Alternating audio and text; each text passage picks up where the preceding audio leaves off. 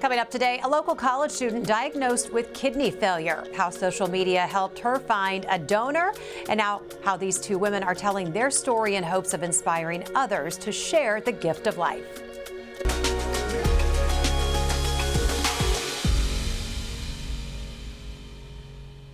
Good morning, I'm Jessica Lovell, and welcome to the Morning Medical Update. More than 100,000 people are now on the National Transplant Waiting List. Every day, 13 people die waiting for a transplant. However, there is some positive news. In recent years, the number of living donors has grown significantly. When K-State student Zoe Schumacher found herself in need of a new kidney, she turned to social media for help.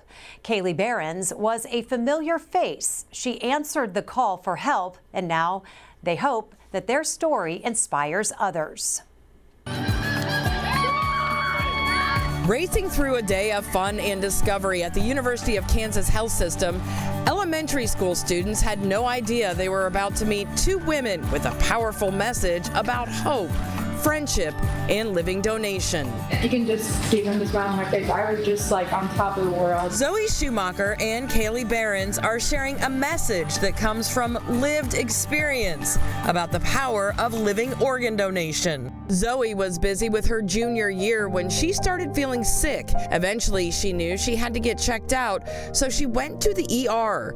That trip revealed a stunning diagnosis. It was a complete shock that something that wrong had happened. Blood tests confirmed Zoe was in end-stage renal failure, triggered by an undiagnosed autoimmune disease. She needed a kidney transplant, and fast. After I found out that a kidney transplant was a possibility, it made me have a sense of hope because I thought that this was going to be a worse outcome and that I wouldn't be able to recover. Doctors at the University of Kansas Health System explained her options, including the possibility of a living donor.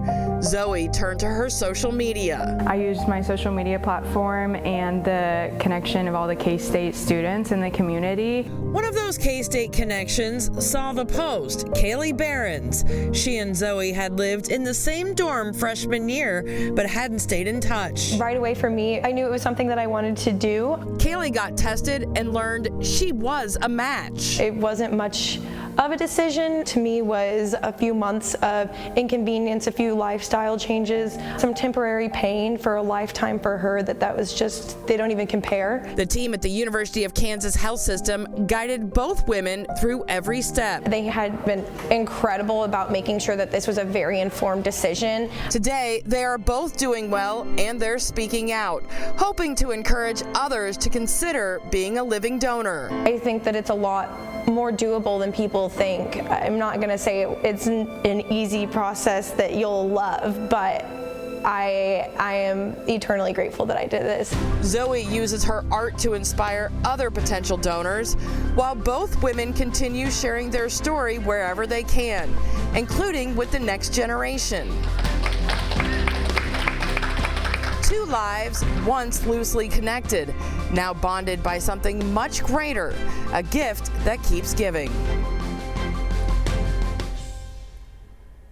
And we are thrilled to have Zoe with us in studio this morning alongside Dr. Tim Schmidt. He is the Director of Transplantation at the University of Kansas Health System. And we also have Director of Nursing, Jamie Bartley. So great to have you all here with us today. Thanks for having us. Yes. Okay. We also have Kaylee Behrens joining us via Teams this morning. Hi, how are you? I'm well. How are you? Well, we're good. We're so glad you were able to be with us today. I'm glad to be here. Well, we know more people are becoming living donors, but the need is greater now more than ever. And today we're going to discuss living organ donation, the process, the surgery, the recovery, all of it. Dr. Schmidt, just overall, kind of explain, we hear living organ donation. How does that differ from deceased organ donation? What's the biggest impact on a patient? The biggest impact for the patient are the organs are typically better functioning right away, and you can plan the surgery. Planning the surgery makes it a whole lot easier than waiting, because the unknown part of transplant is when am I going to get that call, or when's it going to happen, and what is it going to be like. So planning takes a lot of the guesswork out of it, and the organs typically work better, longer, and people have a better life afterwards. Yeah, because how long can someone often wait on those lists? It depends on where you're at in the country, but it can be anywhere from 3 to 10 years sometimes, and while you're on dialysis, so it's not a easy wait, and you're deteriorating every day, and I think the amount of mental health that happens with people on dialysis is pretty impressive. I was watching that story and I was thinking, as a surgeon, it must be nice to have kind of this package deal. You have a sick patient and they come to you with their own donor. Yeah, ready to go and get better. It makes my job easy. People are always feel better afterwards, and I typically say, don't thank me, thank the donor. I'm just here to load the trucks. It's the easy part is fulfilling that gift from the donor to the recipient, and the kidneys typically work. Patients are happy, and it's always a great story. So you're just the messenger carrying the gift. I just load the trucks. Load the trucks. I like that. What are some of the biggest questions, though, that you often get about kidney donation or just organ donation in general? I would imagine people probably bend your ear quite a bit, just out and about. Any myths, any common myths that you might want to clear up about it? Yeah, I think we're always in the best interest of the donor. We want the donor to have the best outcome. We don't want to put them through any risk. So we test them to make sure that their life expectancy should be the same after they lose part of their body, whether it's a kidney or part of a liver or whatever. So we make sure that the donor safety is always most important. Yeah, you and Dr. Kumar always say, it's like it's the one person that doesn't need a surgery is in the hospital that day. And they're the most healthy because you have to make sure they are the most healthy person to be able to give that gift. So Zoe, take us back. When did you learn that something was wrong with your health? What were some of those signs that you were feeling something was wrong? Yeah, so I would say I didn't really notice that the symptoms I was randomly having for a couple years were something serious until I was starting to get symptoms of kidney failure. And I didn't know that that's what it was, but I went to the hospital with really strong stomach pain. I'd been throwing up a lot, and so after blood work, they discovered that I was in end-stage renal failure, but then had to do a lot of more complicated tests to discover that the cause of it was an autoimmune disorder, which had been causing most of my symptoms for years. So hearing that at a young age would have to be pretty unbelievable, and then to hear you need an organ transplant, what was that like to hear? Yes, so the first nephrologist I ever had was in the hospital when I went and thought I was just going to the ER for the day, was admitted, and he had really good bedside manner, and he kind of explained carefully to me and my family how serious this was, and that he didn't know what was causing it, which was really scary as well. But when he told me that I needed an organ transplant, although that was really shocking, it was also like, okay, there's a treatment that can be done to help me feel better and have a much better life. It's not a 100% cure of kidney disease. I still have chronic kidney disease for the rest of my life. But it was actually really good news that there was something that could happen. And then when I found out about living organ donation, I was even more excited because I knew that I could find someone. Yeah, I think you used the word hope. Mm-hmm. That was a good way of looking at it. And we saw the cool way that you found your donor, Kaylee, in that story. So the surgery comes, the surgery goes. How quickly did you start to feel better after your transplant? Oh, like immediately. I was sick for so many years. And then, so one thing that does happen when you're in kidney failure is decreased urination, and so I almost beat a record for the hospital of how many liters of urine I was producing for the first 24 hours. So that makes you feel better. All of that like fluid that's stored kind of really quickly left, and so that made me feel a lot better, and my energy was really up. And I don't want to say it was immediate because throughout the first 6 months there was gradual recovery with a lot of parts of my body, but the initial impact was really big. And Dr. Schmidt, that's usually pretty typical with a kidney transplant, right? Yeah, I mean, kidney disease is insidious, so people tend to feel bad slowly over time until they kind of fall off the table and then just feel really bad. And so when the new kidney starts working, it's like, wow, I didn't know how bad I felt. And then they just keep getting better over the next you get few used to feeling really bad. Yeah, and then you can just grind on and just keep going like, I must be tired or not sleeping right or whatever, and then it just builds up until you finally can't take it anymore. So from a donor perspective, Kaylee, what was the process like for you? Was it easier or more complicated than you expected? I would say the beforehand getting all the testing done was more complicated than I had expected, but a relief that they really put in all that effort to make sure that like he said, get to have the same lifespan as I did previous to the donation. So that was a lot more complicated than I expected. As far as the actual surgery, though, this was my first time really in a hospital, first surgery. So I had no expectations going in. I didn't know what it would feel like. They told me it'd be pretty painful. And I will say right after the surgery, Zoe looked a lot better than I did. She came and walked over to my room and said hi. And I was trying to even sit up in my bed. So it was a little bit of a struggle right after, but I still recovered fairly quickly. I was able to leave the hospital after 2 nights, which was nice. And I think going in with no expectations helped because I was just more along the lines of, we're going to do it, and it's going to come with what it comes with. And when you said complicated ahead of time, I'm guessing you're talking about a lot of the pre-testing that you had to do, because they're pretty thorough, right? Yes, extremely thorough. In my head, I was expecting some tissue testing, some blood testing, and that to be about it. That was not the case. There was lots of different stuff. I spent a whole day at the hospital getting pretty much every test that I know exists. So that was a lot more thorough of a process than I expected, but I'm obviously very grateful that they are this thorough. Okay, so you offer up your kidney to a friend. What did your family think about this? A lot of the sentiment I got from like really close friends in my family was that they said they weren't surprised because this is pretty central to who I am. I want to be able to give everything I have to give back, because I've been so blessed in my life with the people surrounding me that I want to be able to give that back. So they were all very supportive. My dad had a lot more questions than probably the rest of my family, just making sure that I was thinking this through and that all the logistics would line up to just being a protective dad. But overall, it was just an overwhelming amount of support from all my friends and family. Oh, I bet. Jamie, as Director of Nursing here at the health system, just what is your role when it comes to these donors and these recipients? Sure.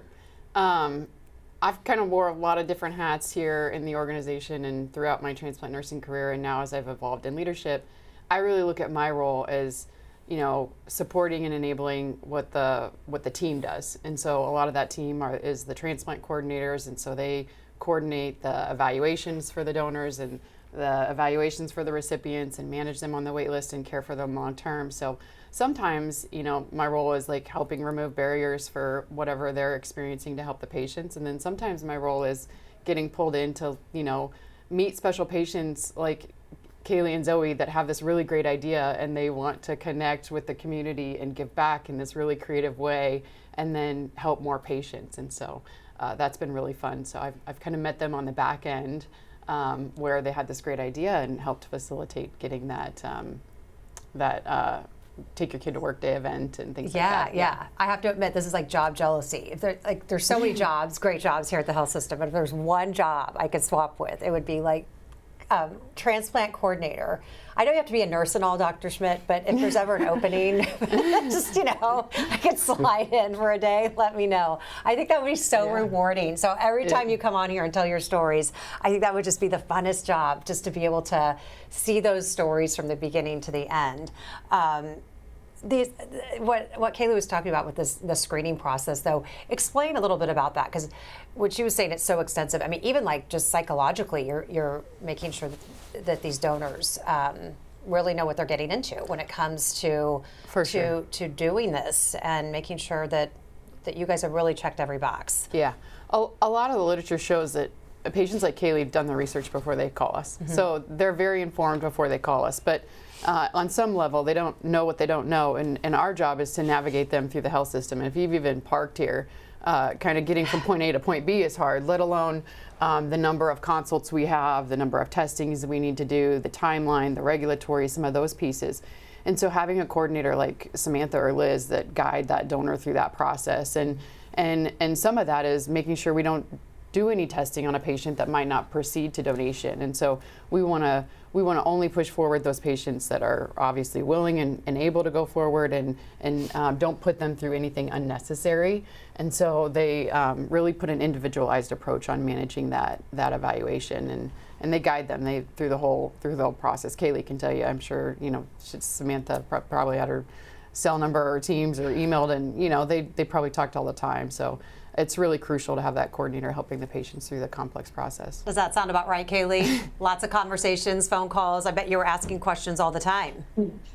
Absolutely. Samantha was phenomenal. She's so great at her job. Yeah, even before I ever got to go up and do any medical testing, there was, I want to say, 2 rounds of a questionnaire that they sent me through email to make sure I was ready, and then a call with Samantha, and just making sure that I was super informed and like Jamie said, like really willing to proceed with the donation. And even after all the medical testing was done, because I'm what they call an altruistic organ donor, which means I don't quite know my recipient as well, they had me do a psychological test as well to make sure that I was ready. So like I said, very thorough in all aspects of health, mental, physical, all of it.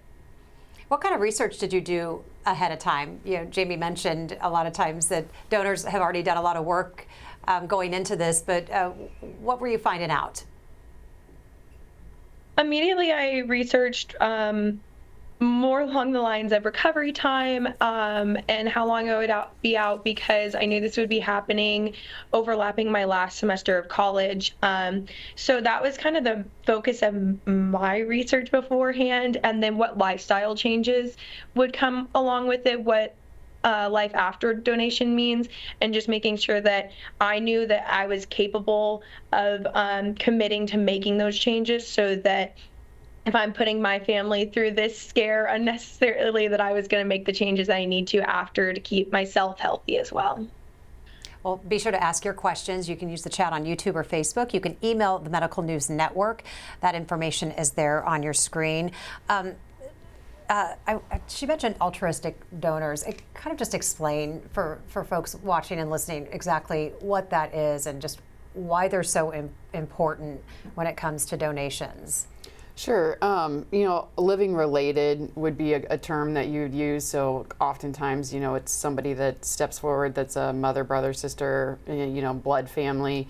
Living unrelated would be another one. So it would be maybe somebody that's your best friend and well.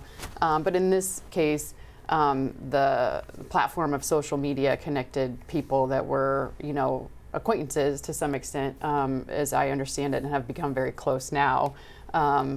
But more altruistic. Like, I read this online, I know of her, and I want to give. And there's some altruistic donors who do step forward, and they just see the data. They see the number of people waiting for a kidney transplant, and they're motivated to do something. They go, I have 2 kidneys, why don't I do this? And so then they'll call, not even knowing of anyone. So there's that population of people who don't have that blood relation, that they're altruistic. I think there's altruism in all living donation, but in this sense, it's that they don't really know who they're donating to. There's probably altruism in all of us, maybe in some way. Dr. Schmidt, what do you make of these people who just altruistically give an organ? This is what you do every day. Yeah, and you're saving lives, and they're helping you do your job. What do you make of that? If you look at the climate of today's political environment, everybody's always angry or frustrated or arguing. I think coming to work, transplant is like the thing that's like, there's hope in the world. People will still give, and so that's really nice to see that there are still people that are willing to give something out there. I want to talk about Transplant Day. I always think this is cool when we get to go inside your OR, and I've been inside when you and Dr. Coomer are side by side in your operating rooms. You on standby waiting for Dr. Coomer to take out, and then you're ready to put it in. So kind of explain what Transplant Day looks like. Kind of what's the timeline and what's the communication like? Usually The donor will start first, and so we'll make sure everything is going right with that operation. And then once we're convinced that things are moving along, then we'll bring the recipient back. And so we'll have everything ready to sew in the kidney once the kidney is out. So he'll take the kidney out, we'll prepare it on the back table, make sure everything is good, and then sew it in. So like just like that, like nothing. That took you what 15 seconds to explain. How long does this usually take about? If we start the donor at 8, we can be done with both cases by about 11:30 or so. So just like that. Yeah. And we have a new kidney. The hard part is, coordinating all the, making sure the donor is good, making sure the anatomy is good, making sure the blood type cross is good for the matching, and then getting that all organized. So Sam and the coordinators do most of the hard work. Okay, so you got the easy job. You're just the surgeon. No big deal.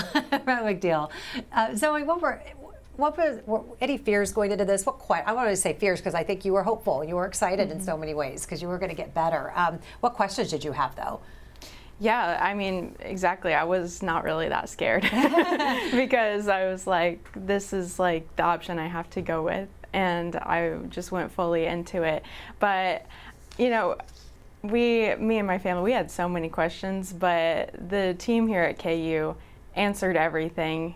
So we came in with so many questions and they just reassured us. And, when we met with Dr. Schmidt like a couple weeks before surgery for a pre-op appointment, he just also made us feel really calm about it because he explained how it's like, just do it. And then we were like, okay, like this is gonna be great. And then I was just really not that scared until maybe the day of. I was like, okay, this is actually happening. And that like period of time between when Kaylee was taken to the operating room before I was taken, knowing we're waiting to hear good news that her kidney's like perfect and we can do this. That was probably one of the scariest moments of so just you're waiting. kind of waiting to see how she's doing, Yeah. and then it's time for you to go back. Yes. And then at that point I was just like, let's do it.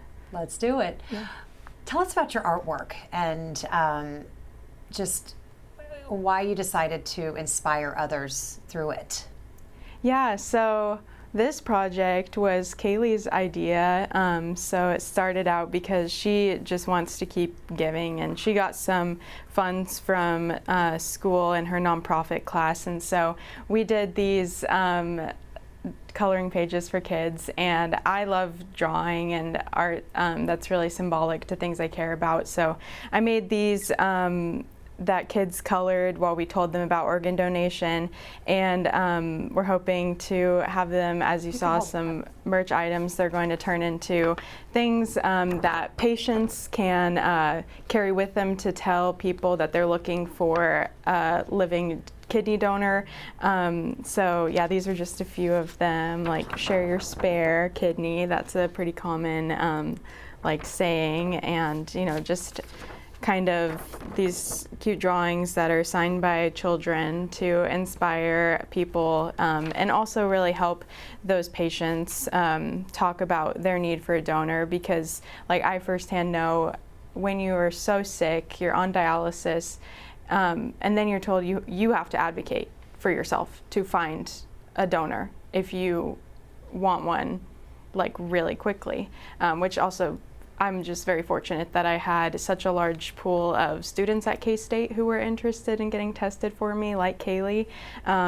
People don't always have those resources, so this was something that we wanted to give to patients so they can have a little bit of an easier time telling people that they need a kidney.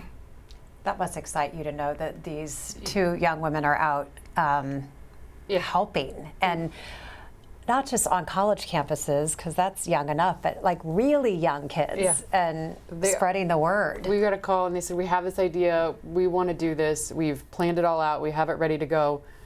Would you use this if we did this? And I was like, absolutely, and let's do this together. And so that's kind of grown legs. They did it at the Take Your Child to Work Day here at this organization, and then we went to the Monarchs game together and had a table there, and they did it at the Monarchs game, and then we're working with our promo team to, as you saw, like maybe make a tote and some note cards, and honestly, it's about starting that conversation. So like if you're using a blanket at a ball game or watching your kid play soccer or something, it's harder to say, yeah, my spouse is waiting for a kidney.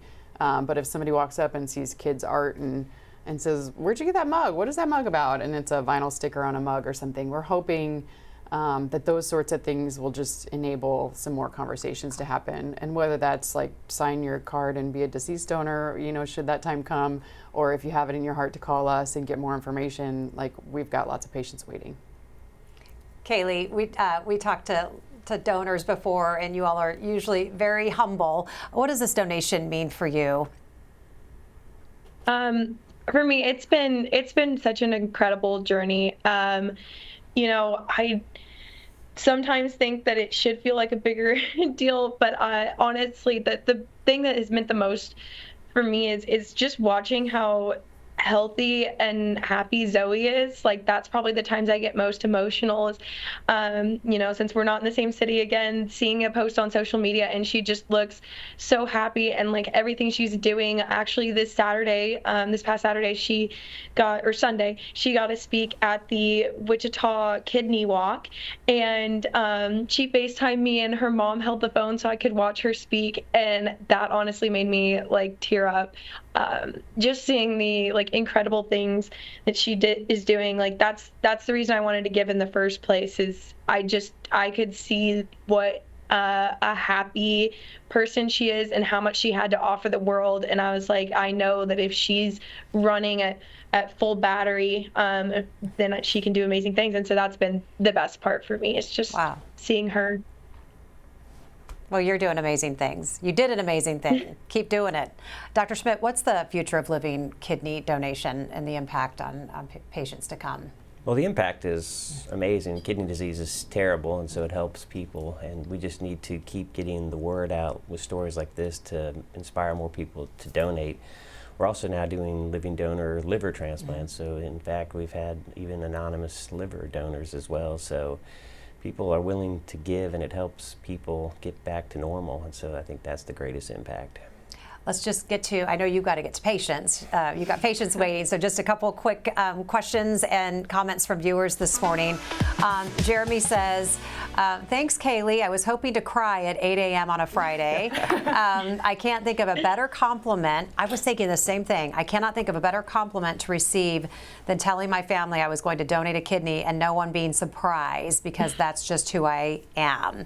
Big hugs from Wichita to you both. You're doing amazing work. Christina is asking, what do you do with the old kidney? Dr. Schmidt? She has 3 kidneys now. We don't take the other ones out because it's a bigger operation. We just put the 3rd kidney in a different place and sew it to blood vessels in the bladder. So she has 3 kidneys, 2 that don't work very well and 1 that's working great. Perfect. Nate has a question for Kaylee. Do you feel any different since donating physically? Overall, no. They did say that it could take a while to get my energy back, but I'm a very energetic person. So most people who meet me would not think that I have any less energy than possible. I'm very energetic. So from that standpoint, I was working a lot before. I had to step back a little bit on how much I was working, but really, no, I feel good. So you're at full battery too. We like to hear that. Yes. Good. Mm-hmm. So Kaylee, first of all, just thank you so much on behalf of all of us sitting here for your gift of life. Thank you so much. And just thanks for sharing your part of the story. What do you want the big takeaway to be today? I think I want people to know how it really is something that you can do. I think a lot of people do, like you said, have that altruism inside of them and they want to give, but it seems really daunting.